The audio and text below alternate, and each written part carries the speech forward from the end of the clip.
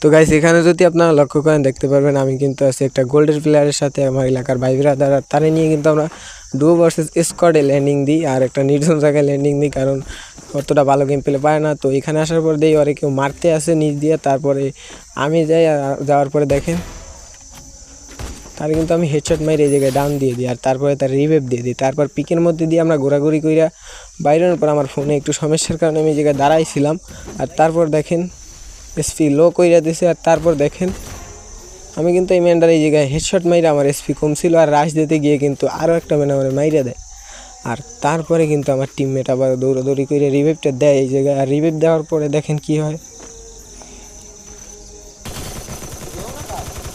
তো রিভাইভ দেওয়ার পর কিন্তু আমি আরেকটা ম্যানের উপর রাশ দেওয়ার পর আমার গেম প্লে আমি আগেই বইলে রাখি আগে আমি 4 ফিঙ্গারে খেলতাম আর আমি 2 ফিঙ্গারে আসছি পর থেকে আমি 2 ফিঙ্গারে খেলাইতে পারি না আর তার কারণে কিন্তু গেম প্লে অনেক বাজে হয়ে গেছে। আর এই জায়গায় কিন্তু আমি বাজেভাবে মাইরও খাইছি একটা, তো সে কিন্তু লাভে বসে আমার রিভাইভ দিয়ে দেয় আর রিভাইভ দেওয়ার পর এবার আকাশ দিয়েই নামার সময় আমার কিন্তু এই জায়গায় মাইরে দেয় আর এবার আকাশপতি